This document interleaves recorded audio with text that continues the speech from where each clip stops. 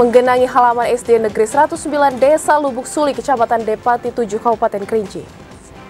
Pengalihan jalur lalu lintas di simpang sebidang tol sesi 3 Jambi mulai dilakukan.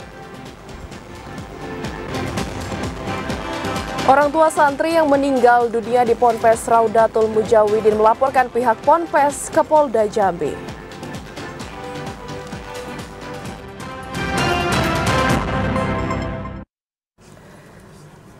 Assalamualaikum warahmatullahi wabarakatuh pemirsa. Terima kasih Anda masih setia menyaksikan Jambi hari ini pada edisi Rabu 22 Mei 2024. Ya, selain 3 topik utama tadi, tim redaksi kami juga telah menyiapkan sejumlah informasi penting dan menarik lainnya untuk Anda. Bersama saya Septinita. Dan saya Rahmadani Putri, inilah Jambi hari ini selengkapnya.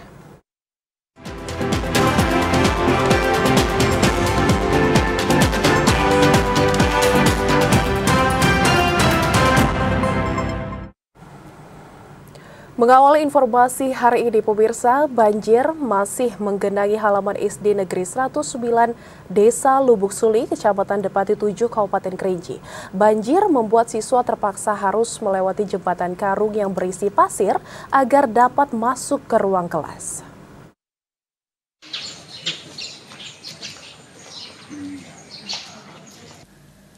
Siswa SD Negeri 109/3 Desa Lubuk Suli, Kecamatan Depati 7, Kabupaten Kerinci, terpaksa harus melewati tumpukan karung yang berisikan pasir agar dapat masuk ke ruang kelas.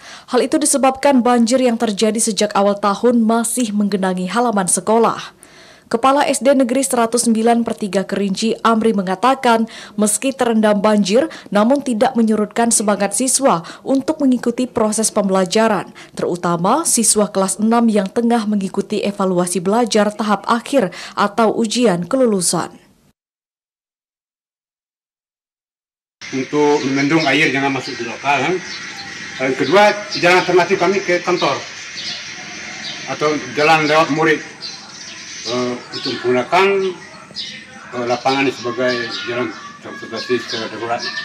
Amri menambahkan kondisi seperti ini sudah lama dijalani oleh para siswa dan majelis guru, lantaran belum adanya solusi dan perbaikan sekolah dari pihak terkait.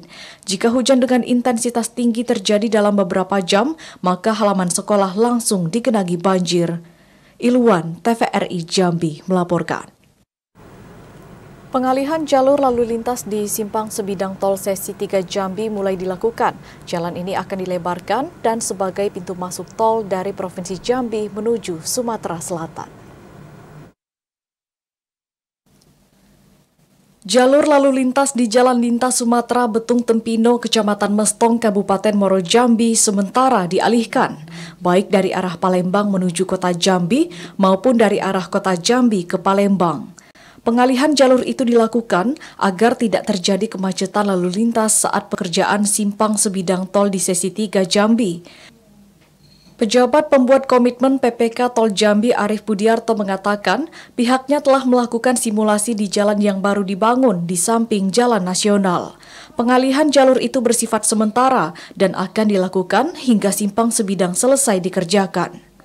Uji coba ini untuk pengalihan arus dulu, pengalihan arus lalu lintas dari arah Jambi ke Palembang maupun sebaliknya kita alihkan ke area frontage kami karena kami akan mengerjakan simpang sebidang. Jadi tadi kami alihkan frontage yang sudah kita bangun dengan lebar 7 meter dan bahunya lebarnya 1,5 meter. Tadi kami sudah simulasi, ada beberapa catatan, tapi sambil berjalan kita akan perbaiki. Tadi dibantu juga oleh teman-teman dari Disub dan dari kepolisian. Ada beberapa catatan sudah kami catat, akan kami perbaiki. Ditargetkan pekerjaan jalan sebidang itu selesai pada pertengahan tahun ini, seiring dengan target penyelesaian jalan tol Betung Tempino. Joko, TVRI Jambi melaporkan.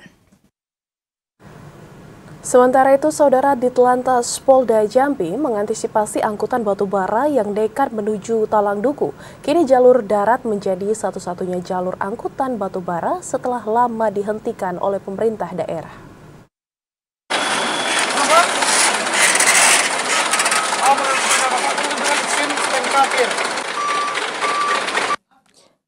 Pemerintah dan kepolisian perairan telah menghentikan sementara aktivitas angkutan batubara via jalur sungai menuju Talang Duku. Kebijakan itu dikeluarkan setelah insiden kapal tongkang berbuatan tersebut menabrak jembatan berturut-turut dalam waktu berdekatan. Kini jalur darat menjadi satu-satunya jalur angkutan batubara setelah lama dihentikan oleh pemerintah daerah. Menyikapi hal tersebut, Direktorat Lalu Lintas Polda Jambi telah mengantisipasi lonjakan angkutan batubara via darat. Menurut Direktur Lalu Lintas Polda Jambi, polisi kembali disiagakan dan patroli rutin di rute-rute yang dilintasi angkutan batubara. Hal itu dilakukan untuk mengantisipasi adanya sopir angkutan batubara asal Kabupaten Batanghari yang menuju Talang Duku. Sejak diperbolehkan kembali beroperasi, angkutan batubara asal Kabupaten Batanghari dilarang menuju Talang Duku. Hanya 450 angkutan batubara asal Kabupaten Muaro Jambi yang boleh menuju Pelabuhan Talang Duku via jalur darat. Kita tutup dia. Ya kalau kita sekarang kita pantau jangan sampai, dan kita sudah wanti-wanti jangan sampai justru nanti jalur darat itu melebihi kuota. Ya, tapi sampai saat ini sih kita monitor belum ada tambahan kuota, nggak ada. Kombes Pol Davi mengklaim lalu lintas angkutan darat melalui jalur darat aman dan lancar. Kuota 450 angkutan batubara saat ini masih dipenuhi kendaraan asal Kabupaten Muaro Jambi. Ari Haryono, TVRI Jambi melaporkan. Sementara itu, saudara, orang tua santri yang meninggal dunia di Ponpes Raudatul Mujawidin melaporkan pihak Ponpes ke Polda Jambi. Orang tua korban menduga ada unsur kelalaian dan upaya menghalangi proses penyidikan dalam kasus kematian Airul Harahap.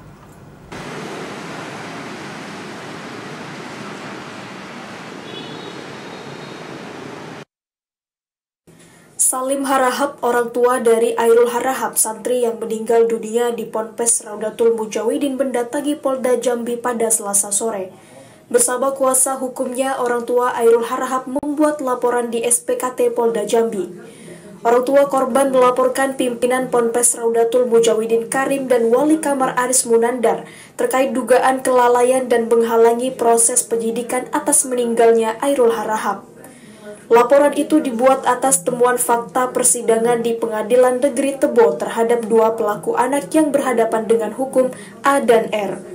Kuasa hukum mengungkapkan dalam persidangan pihak Ponpes berusaha menutupi kasus tersebut dengan cara memandikan, mengkafani, dan mensolatkan korban tanpa menghubungi keluarga.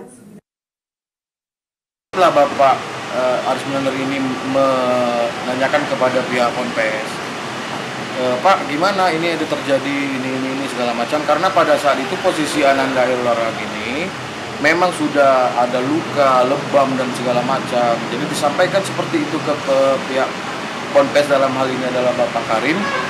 Jawabannya adalah jangan disampaikan kepada pihak keluarga. Orang tua korban berharap kasus itu segera berakhir dengan seadil-adilnya agar tidak terjadi lagi kasus serupa dalam dunia pendidikan. Mengharapkan untuk masalah anak saya ini segera diungkap dengan seterang-terangnya, yang sebenar-benarnya, siapa semua pelakunya, dan dihukum dengan seberat-beratnya. Itulah tujuan saya karena untuk kedepannya jangan terjadi lagi seperti ini. Usai melaporkan kasus tersebut, orang tua korban langsung menjalani pemeriksaan terkait laporannya di Polda Jambi. Ari Haryono, TVRI Jambi melaporkan. Provinsi Jambi memiliki beragam tradisi dan adat istiadat dalam sebuah pernikahan. Informasi selengkapnya akan kami hadirkan usai jeda sesaat lagi. Tetaplah bersama kami.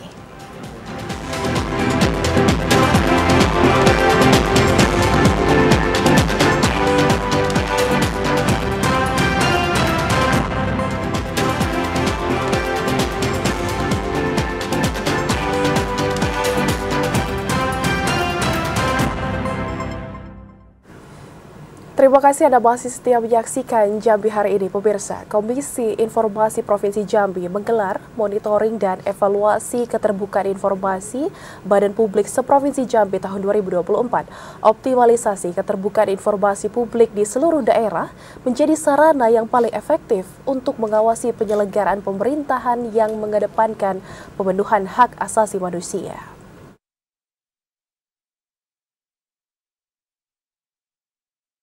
Karena Pak asistennya pasti membantu, makanya kita bantu untuk kalian yang... Keterbukaan informasi publik merupakan pondasi penting bagi negara untuk mewujudkan tata kelola pemerintahan yang baik, transparan, dan akuntabel. Keterbukaan informasi publik juga berperan sebagai alat untuk meningkatkan pengawasan publik terhadap pelaksanaan tugas aparat pemerintahan. Keterbukaan informasi publik bukan sekedar pilihan, melainkan keharusan yang harus dijunjung tinggi sesuai amanat Undang-Undang Nomor 14 Tahun 2008 tentang keterbukaan informasi publik. Optimalisasi keterbukaan informasi publik di seluruh daerah menjadi sarana yang paling efektif untuk mengawasi penyelenggaraan pemerintahan yang mengedepankan pemenuhan hak asasi manusia. Hal itu dikatakan Asisten 3 Bidang Administrasi Umum Setda Provinsi Jambi Jang Cik Mohza saat membuka sosialisasi monitoring dan evaluasi keterbukaan informasi Badan Publik Seprovinsi Jambi tahun 2024. Seluruh badan publik memiliki tanggung jawab untuk menyediakan informasi yang akurat, faktual, dan tidak menyesatkan sesuai dengan standar yang telah ditetapkan oleh pemerintah atau lembaga pengawas terkait. Dari materi yang diundang, kita melihat bahwa ketika memang BUMD, instansi vertikal, dan OPD Provinsi Jambi yang hadir, mudah-mudahan target kita ke depan pemerintah yang informatif itu sudah terwujud di Provinsi Jambi.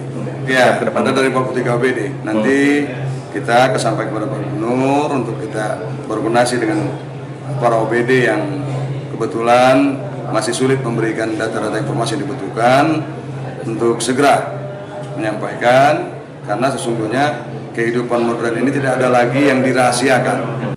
Monitoring dan evaluasi keterbukaan informasi Badan Publik Seprovinsi Jambi tahun 2024 yang diselenggarakan Komisi Informasi Provinsi Jambi ditargetkan dapat semakin mengoptimalkan keterbukaan informasi publik yang merupakan kebutuhan masyarakat.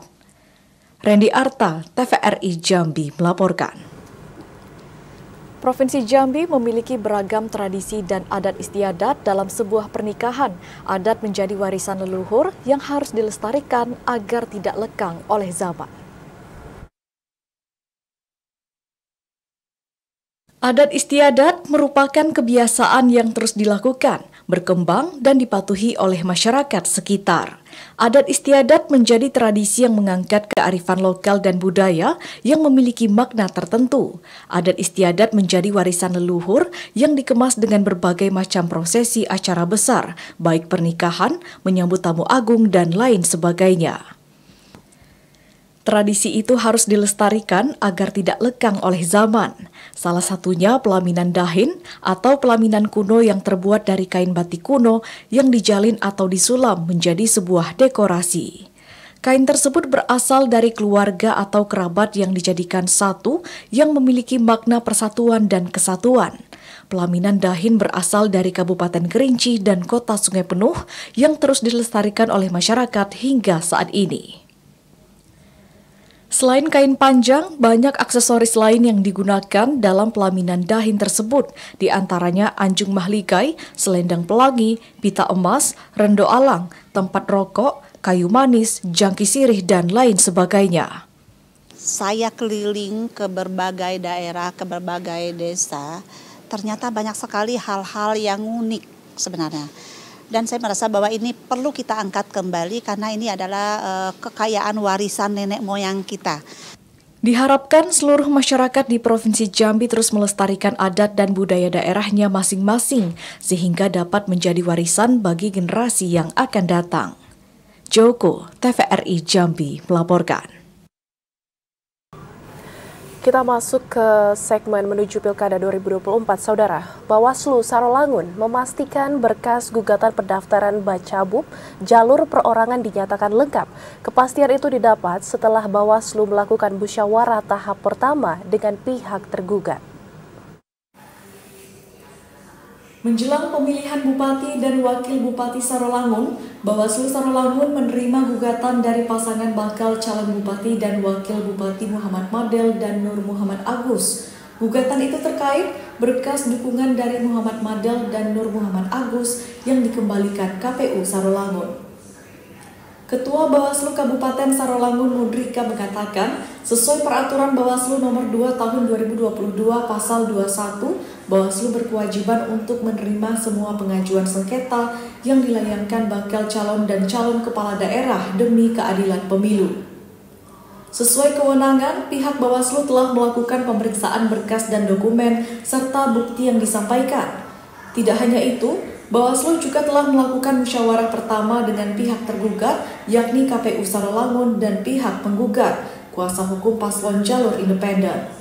Musyawarah antara tergugat dan penggugat dilakukan selama 2 hari kerja. Selanjutnya, Bawaslu akan melakukan rapat pleno untuk memutuskan objek yang disengketakan. Edi Kusnadi, TVRI Jambi, melaporkan. Bawaslu Kabupaten Sarolangun membuka pendaftaran pengawasan kelurahan dan desa PKD Pilkada 27 November 2024. Ratusan pelamar telah mengajukan berkas ke Bawaslu Sarolangun. Jelang pemilihan kepala daerah pada 27 November mendatang, Bawaslu Kabupaten Sarolangun membutuhkan 158 pengawas pemilu. Pengawas pemilu ini berperan sebagai penyelenggara pemilu di tingkat kelurahan dan desa dengan masa kerja 8 hingga 9 bulan. Pengawas kelurahan desa ini bertugas untuk mengawasi seluruh tahapan pemilu, mulai proses pendaftaran hingga pelaksanaan pemungutan suara. Ketua Bawaslu Kabupaten Sarolangun Mudrika mengatakan, proses seleksi PKD dilakukan melalui online serta offline. Para pelamar yang lolos seleksi administrasi berhak mengikuti tes wawancara yang akan dilakukan Panwascam di masing-masing kecamatan. Ini dibutuhkan sebanyak 158 orang sesuai dengan desa. Dalam proses seleksi PKD berbeda dengan Panwascam kemarin. Nah, dalam proses seleksi PKD cukup hanya mendaftar, verifikasi dokumen. Kalau dokumen lengkap nanti langsung dilakukan proses seleksi wawancara namanya. Dan itu yang melakukan wawancaranya adalah Mudrika berharap masyarakat yang memenuhi syarat dapat berpartisipasi mendaftarkan diri sebagai calon PKD. Tingginya partisipasi masyarakat yang terlibat sebagai penyelenggara pilkada merupakan gambaran hidupnya demokrasi di Kabupaten Sarolangun. Edi Kusnadi, TVRI Jambi melaporkan. Lolos seleksi tes Computer Assisted Test, 883 orang calon anggota PPS Pilkada Bungo ikuti tes wawancara.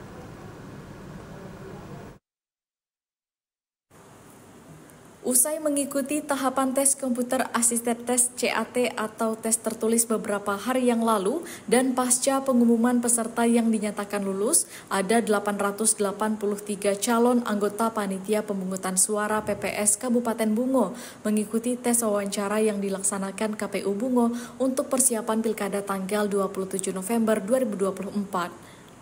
Ketua KPU Bungo Armidis mengatakan, KPU bersama pihak panitia pemilihan kecamatan yang telah dilantik akan menjaring ratusan PPS menjadi 559, sesuai kebutuhan jumlah dusun atau desa.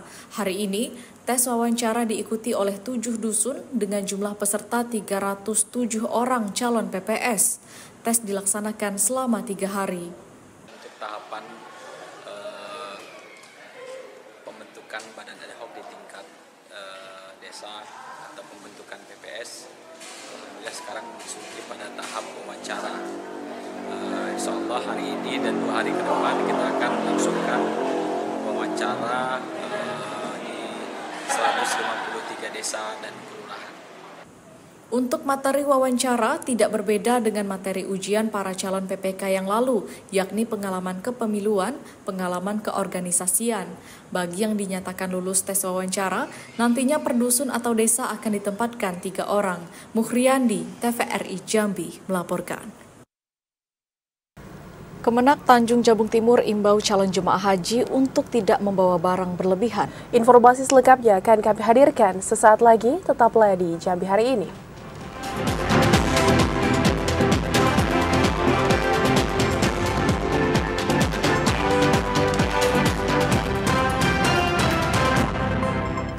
Terima kasih saudara, Anda masih bersama kami di Jambi Hari Ini dalam segmen info seputar haji. Agar tidak terkena pembongkaran oleh petugas, calon jemaah haji atau CJH diimbau tidak membawa barang secara berlebihan. Batas barang bawaan CJH maksimal 32 kg.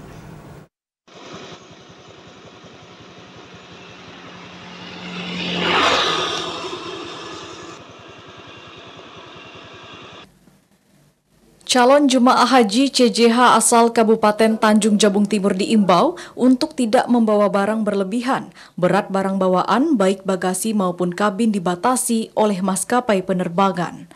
Petugas Sistem Informasi dan Komputerisasi Haji Terpadu Siskohat Kementerian Agama Kabupaten Tanjung Jabung Timur Arpah Manaba mengingatkan, CJH wajib mematuhi batasan berat koper bagasi hanya 32 kg per orang, sedangkan tas tentengan tidak boleh melebihi berat dari 7 kg.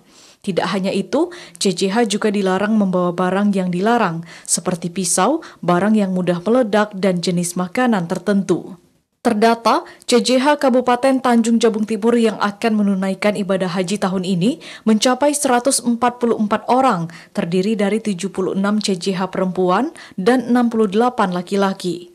Sesuai jadwal, CJH Tanjung Jabung Timur akan masuk asrama haji Jambi pada Kamis 6 Juni mendatang dan akan diberangkatkan dalam kloter 25 melalui embarkasi antara Jambi. Yang koper besar itu tidak boleh lebih dari 32 kilo. 32 kilo. Ya, kalau yang sedangnya itu yang tentengan yang di kabin itu 17 kilo.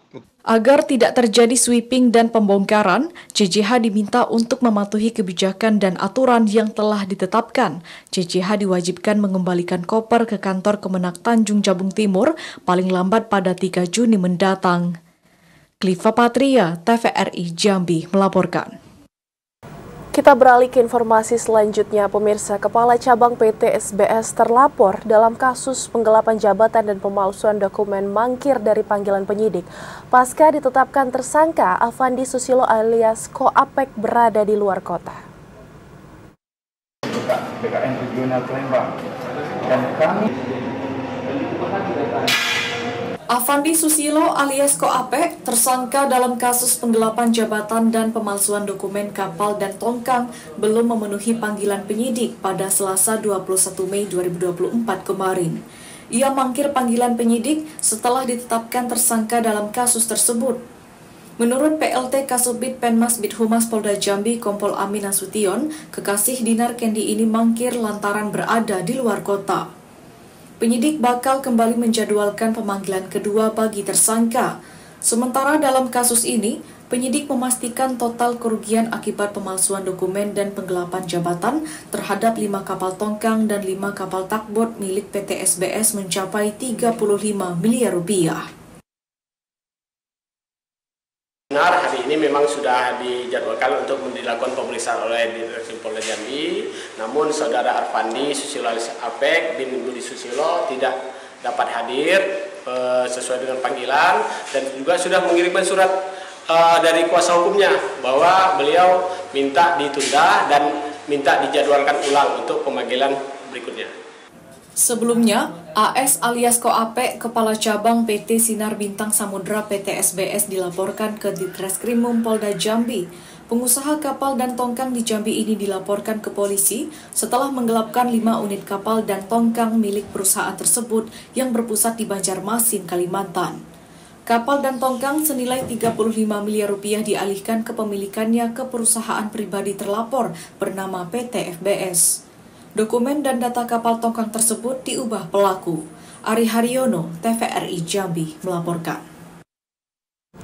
Ketua Sopir Transportasi Batubara Tursiman dimintai keterangan di Pengadilan Negeri Jambi terkait kasus pengerusakan fasilitas kantor Gubernur Jambi pasca unjuk rasa aktivitas transportasi batubara.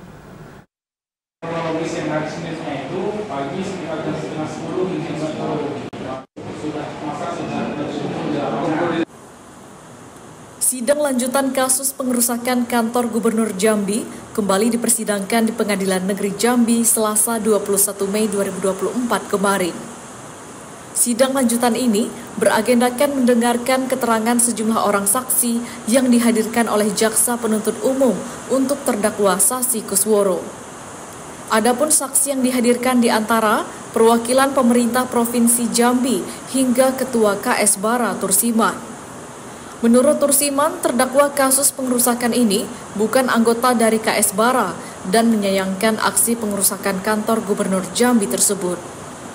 Terjadinya tindakan pengerusakan kantor gubernur di luar pengawasan dari aksi tersebut. Pengerusakan itu terjadi karena adanya pemicu hingga menimbulkan tindakan anarkis. Sebelumnya, puluhan sopir batubara menggelar unjuk rasa di depan kantor gubernur. Mereka meminta adanya kebijakan pemerintah untuk kembali membuka operasional tambang batubara seperti biasa. Namun, aksi tersebut berujung anarkis hingga mengakibatkan sejumlah fasilitas kantor gubernur rusak. Ya, orang yang tidak dikenal. Ya, kita melarang. Kita tidak ada anarkis di sini, malah kita tangkap orangnya gitu kan. Sebelumnya, puluhan sopir batubara menggelar unjuk rasa di depan kantor gubernur. Mereka meminta adanya kebijakan pemerintah untuk kembali membuka operasional tambang batubara seperti biasa. Namun aksi tersebut berujung anarkis hingga mengakibatkan sejumlah fasilitas kantor gubernur rusak, dilempar batu oleh para pendemonstran. Sejumlah orang pun telah ditetapkan sebagai tersangka dari kasus itu. Ashar, TVRI Jambi, melaporkan. Kita beralih ke informasi selanjutnya, pemirsa. Tim gabungan Polda Jambi kembali menggelar razia aktivitas peredaran narkoba di Provinsi Jambi. Pada razia kali ini, petugas kepolisian memusnahkan 1 unit gubuk yang diduga tempat aktivitas peredaran narkoba di kawasan Pulau Pandan. Pemusnahan itu dilakukan dengan cara dibakar, dan agar lokasi tersebut tidak kembali disalahgunakan untuk aktivitas peredaran narkoba. Dan untuk mengetahui informasi selengkapnya, kita telah terhubung dengan kontributor TVRI Jambi, Asar. Halo, selamat sore Asar.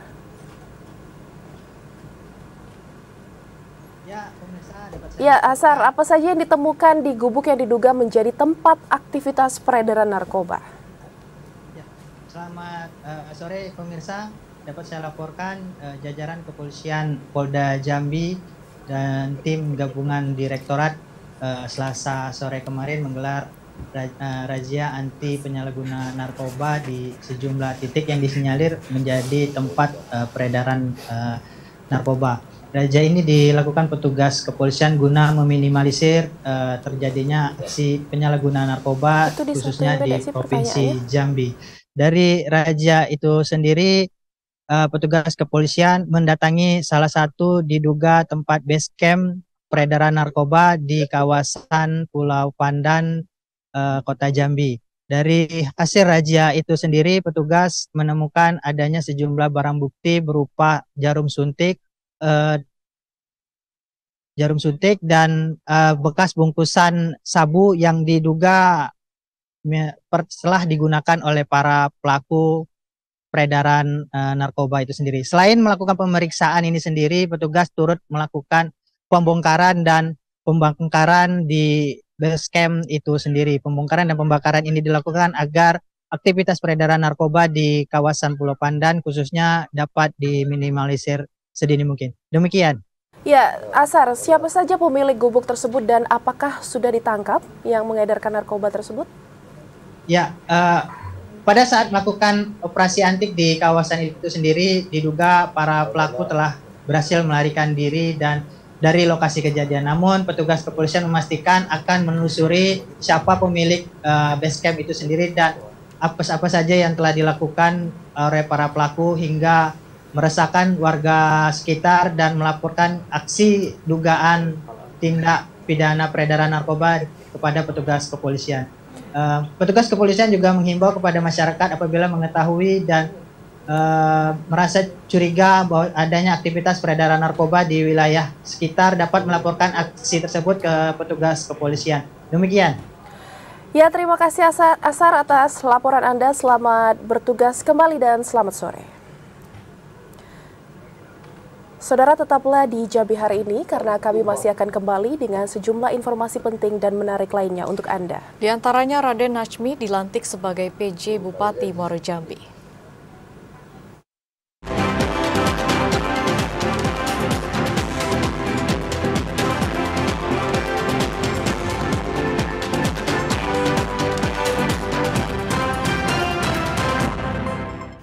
Terima kasih saudara, Anda masih bersama kami di Jambi hari ini dalam segmen advertorial. Dinas Kominfo menggelar sosialisasi terhadap pembinaan kelompok informasi masyarakat atau KIM. Sosialisasi itu dilakukan untuk memperkuat peran dan kelembagaan KIM.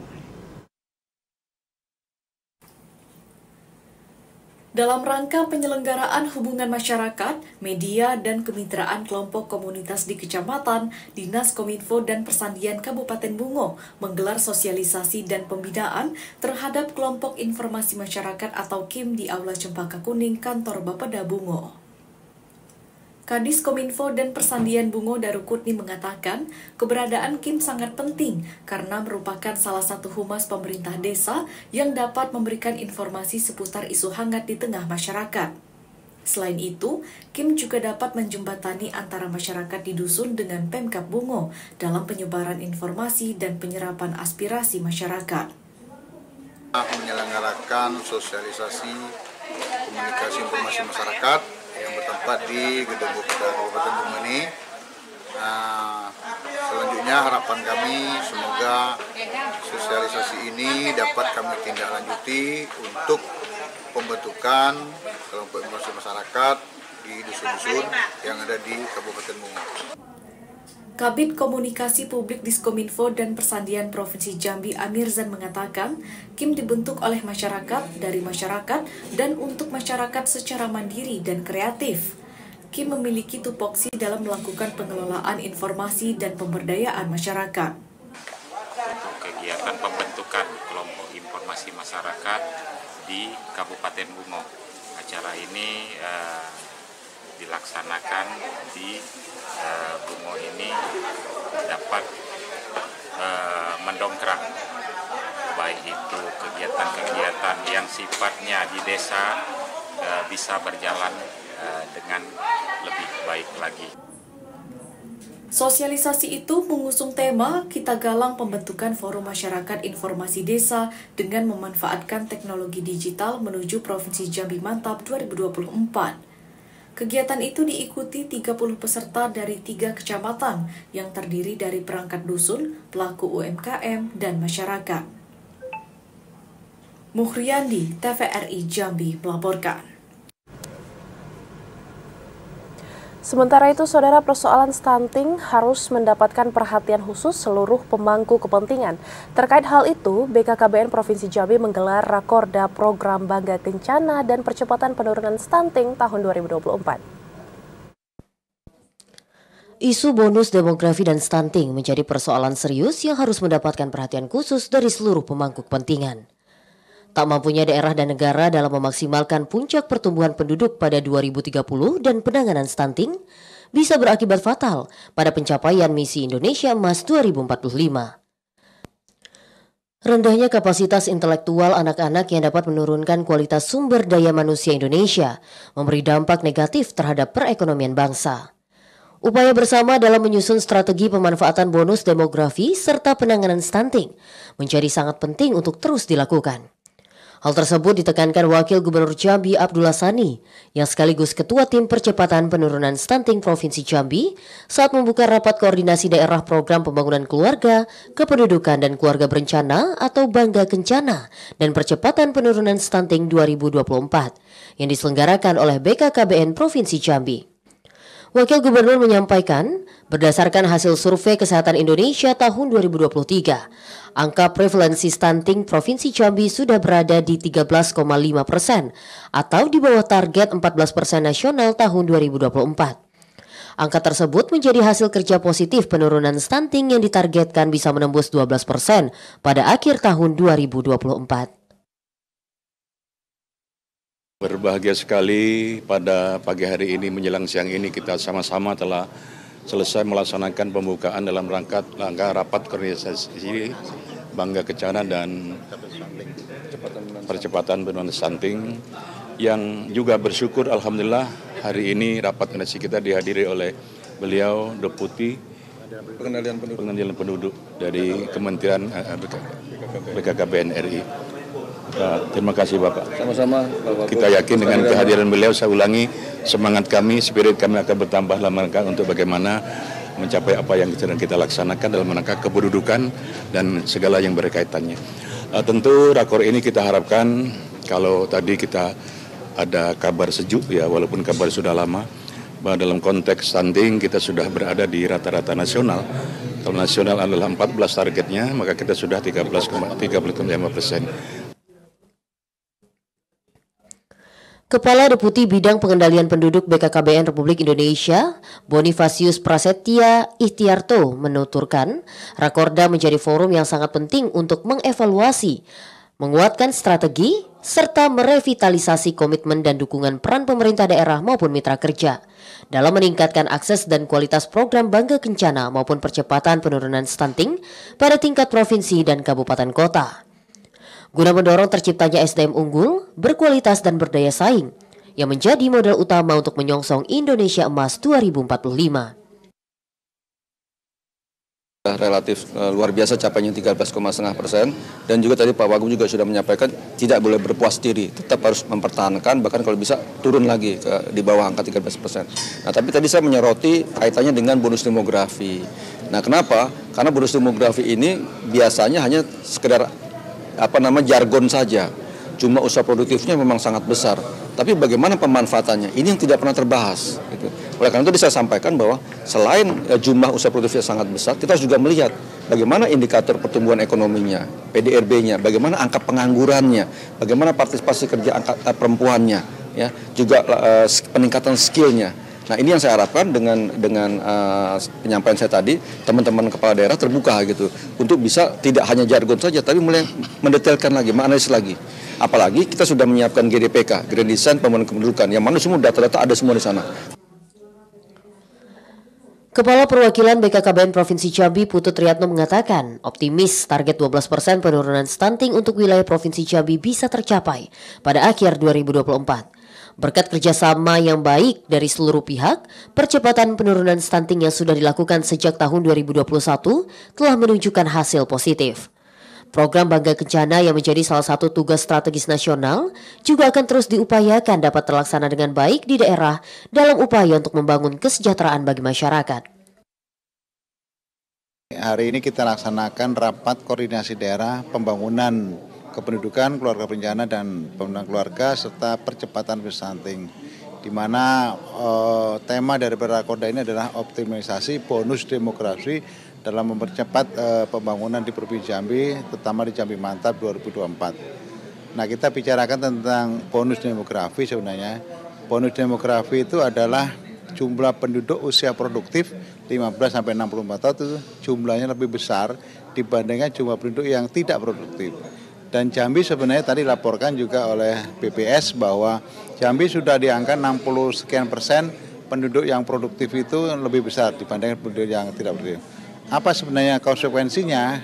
Artinya bahwa kalau bonus demografi itu sudah tercapai, maka kita harus mengisi dengan apa? Maka pendidikan harus minimal tamat SMA misalnya.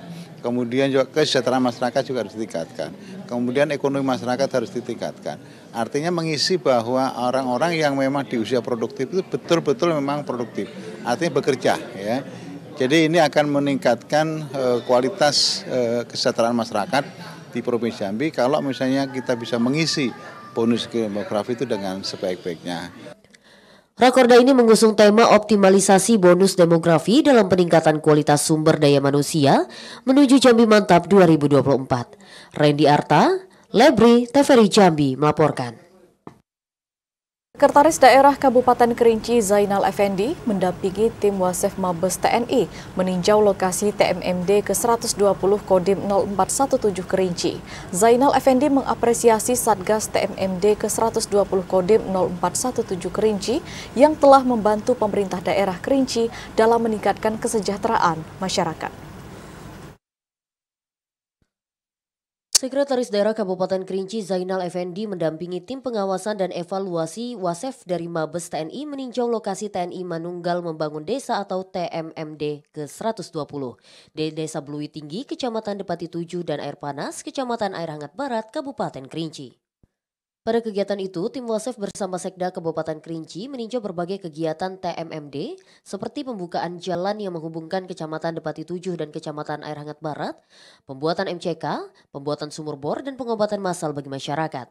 Zainal Effendi mengatakan pihaknya sangat mengapresiasi dan berterima kasih kepada Satgas TMMD ke-120 Kodim 0417 Kerinci yang telah membantu pemerintah daerah dalam membuka jalan baru yang dapat memberikan manfaat bagi masyarakat. Untuk membangun suatu pertanian tangguh tentu didukung oleh sarana, salah satunya adalah jalan. Jadi jalan ini yang kita harapkan dapat memperpendek jarak, kemudian untuk ongkosnya juga semakin murah sehingga untuk aktivitas masyarakat bertani dan segala macam kegiatan pedagang dan segala macam bisa memberikan dampak yang positif untuk kesejahteraan masyarakat.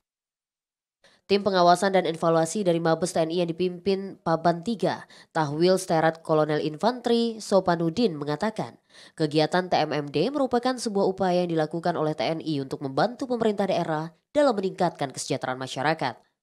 Jalan ini tentunya sangat bermanfaat bagi masyarakat. Karena apa? Ini sebagai sarana untuk jalur evakuasi, juga sebagai jalan alternatif apabila jalan utama mengalami longsor.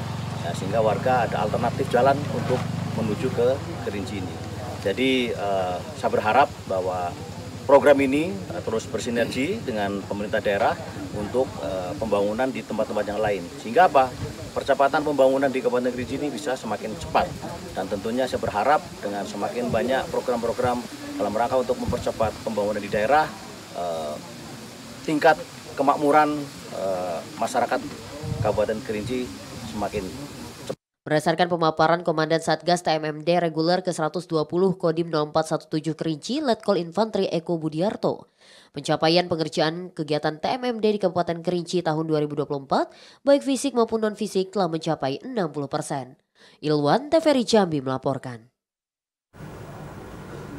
Saudara Sekda Kabupaten Kerinci mengapresiasi capaian pelaksanaan TMMD ke-120 Kodim 0417 Kerinci. Melalui beberapa program yang ada dalam kegiatan tersebut diharapkan dapat meningkatkan kesejahteraan masyarakat. TMMD atau TNI Manunggal Membangun Desa merupakan suatu program terpadu antara TNI dan pemerintah yang bertujuan mempercepat pelaksanaan pembangunan di daerah. Kegiatan TMMD ke-120 Kodim 0417 Kerinci tahun 2024 ini berlokasi di Kecamatan Air Hangat Barat dan Kecamatan Depati 7 Kabupaten Kerinci dengan sasaran fisik berupa pembangunan jalan sepanjang 6.350 meter, rehab musola dan pembuatan MCK. Selain program pembangunan fisik juga dilakukan program non-fisik seperti pemberian wawasan kebangsaan, penyuluhan kesehatan dan penanganan stunting. Sekretaris Daerah Kabupaten Kerinci Zainal Effendi mengatakan pihaknya mengapresiasi atas sinergisitas yang dibangun oleh TNI melalui program TNI Manunggal Membangun Desa tahun anggaran 2024 yang diharapkan dapat meningkatkan kesejahteraan masyarakat. Kami atas nama pemerintah Kabupaten Kerinci dan masyarakat mengucapkan terima kasih atas telah melaksanakan kegiatan TMD ini. Kita harapkan bahwa TMD ini akan berinvestasi dengan membangun infrastruktur nanti untuk kegiatan-kegiatan lain seperti penyuluhan kesehatan, stunting, kemudian bela negara dan lain-lain. Semoga kegiatan TMD pada tahun 2024 ini memberikan manfaat yang sangat besar bagi masyarakat Kabupaten Kerinci untuk mencapai kesejahteraan. Zainal Effendi juga menyampaikan mayoritas masyarakat di Kabupaten Kerinci pada umumnya bekerja sebagai petani. Banyak faktor yang mempengaruhi keberhasilan petani dalam usahanya, seperti ketersediaan infrastruktur jalan yang memadai. Dengan adanya dukungan dari pihak TNI melalui program TMMD, diharapkan dapat membantu percepatan pembangunan yang berdampak pada meningkatnya perekonomian masyarakat. Ilwan TVRI Jambi melaporkan. Mendagri resmi memperpanjang masa jabatan Bahril Bakri sebagai PJ Bupati Sarolangun. SK perpanjangan diserahkan langsung oleh Gubernur Jambi Al-Haris pada Rabu pagi 22 Mei 2024 di Rumah Dinas Gubernur Jambi. Gubernur Jambi Al-Haris menyerahkan surat keputusan Menteri Dalam Negeri Republik Indonesia tentang perpanjangan masa jabatan penjabat Bupati Sarolangun Bahril Bakri. Perpanjangan jabatan penjabat Bupati Bahril Bakri atas dasar evaluasi yang telah dilakukan Mendagri.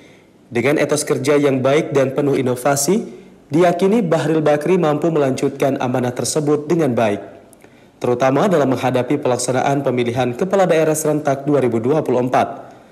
Gubernur Al-Haris meminta penjabat kepala daerah untuk menjaga netralitas dan menjalin silaturahmi yang erat bersama unsur Forkopimda dan elemen masyarakat. Artinya adalah di samping tugas pokok Bapak sekalian sebagai tugas-tugas bupati yang rutin, Bapak sekalian juga ditugaskan bagaimana mengawal pemilu kada serentak ini, ciptakan suasana yang kondusif di tengah-tengah masyarakat. PJ Bupati Sarolangun Bahril Bakri mengucapkan terima kasih atas kepercayaan yang diberikan kepadanya untuk melanjutkan sebagai kepala daerah di Kabupaten Sarolangun. Bahril Bakri menegaskan akan melanjutkan program dan percepatan pelaksanaan kegiatan yang telah direncanakan dalam APBD 2024. Bahril Bakri pun siap untuk menyukseskan pesta demokrasi Pilkada Serentak 2024. Akan melanjutkan program dan mempercepat pelaksanaan kegiatan yang telah kita rencanakan dalam APBD 2024 ya. Dan khususnya saya akan melanjutkan juga bagaimana pengendalian inflasi dan kemiskinan ekstrim, pengangguran dan stunting gitu. Itu yang khusus yang saya, dan juga ada hal penting lain adalah tahun ini saya harus menyelesaikan peraturan daerah tentang RPJPD yang akan menjadi pedoman bagi seorang calon kepala daerah nanti di 2025. Keberlanjutan kepemimpinan Bahril Bakri juga diikuti dengan perpanjangan masa jabatan Ketua TPPKK dan Dekranasda Kabupaten Sarolangun, RR Indah Dewi Pangesti Bahril Bakri. Perpanjangan masa jabatan ini ditandai dengan penyerahan surat keputusan oleh Ketua TPPKK Provinsi Jambi, Hesnidar Haris. Azam Afnan, TVRI Jambi melaporkan. Sementara itu, Saudara, Gubernur Jambi Al-Haris melantik PJ Bupati Muaro Jambi Raden Najmi menggantikan Bahyuni Deliansyah. Raden Najmi yang merupakan eselon 2 di pemerintah Provinsi Jambi ini bertekad mensukseskan Pilkada Serentak yang dilaksanakan 2024. Pelantikan Raden Najmi untuk mengisi kekosongan jabatan hingga dilantiknya Bupati terpilih pada Pilkada 2024. Pelantikan dipimpin oleh Gubernur Jambi Al-Haris. Berdasarkan keputusan Menteri Dalam Negeri Republik Indonesia nomor 100.2.3/1083 tahun 2024 tentang pemberhentian dan pengangkatan penjabat Bupati Muaro Jambi, Raden Najmi dilantik sebagai PJ Bupati Muaro Jambi, menggantikan tugas Bahyuni Deliansyah yang telah menjabat 2 tahun sebagai PJ Bupati. Usai pelantikan, Raden Najmi menegaskan akan fokus untuk memastikan pelaksanaan pilkada yang berkualitas bisa terselenggara di Kabupaten Muaro Jambi. Raden Najmi juga bertekad untuk membawa Kabupaten Muaro Jambi terdepan di antara daerah lainnya. Najmi berharap semua elemen dapat berkolaborasi dalam membangun negeri Sailun Salimbai yang baldatun toyibatun warobun ghafur. Insya Allah saya siap dan bersinergi dengan Pak Gubernur nanti menjalankan Jambi Mantap 2024. Langkah awal saya adalah konsolidasi ke dalam, membenahi birokrasi, mengajak kepada seluruh jajaran Pemda Kabupaten Muaro Jambi untuk kita bahu-membahu membangun Muaro Jambi yang lebih baik lagi. Pelantikan yang berlangsung pada Rabu pagi 22 Mei 2024, Gubernur Jambi Al-Haris berharap terobosan yang telah dibangun dapat dilanjutkan. Gubernur meyakini Raden Najmi dapat membangun Muaro Jambi yang baik sebagai daerah penyangga ibu kota Provinsi Jambi. Ide yang baru, ya, dan kenapa kita butuh kemajuan-kemajuan Muaro Jambi itu sendiri?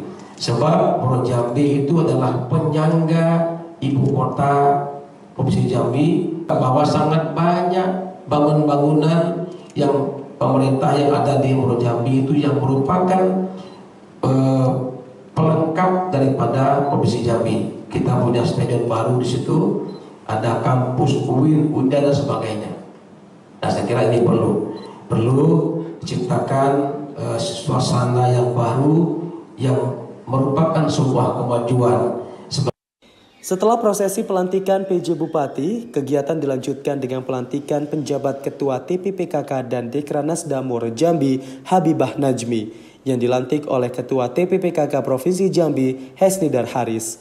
Azam Afnan, TVRI Jambi melaporkan. Pemirsa, informasi tadi sekaligus mengakhiri Jambi hari ini. Terima kasih atas perhatian dan kebersamaan Anda. Akhir kata saya Rahmadani Putri. Dan saya Septinita bersama kerabat kerja yang bertugas undur diri. Wassalamualaikum warahmatullahi wabarakatuh dan sampai jumpa.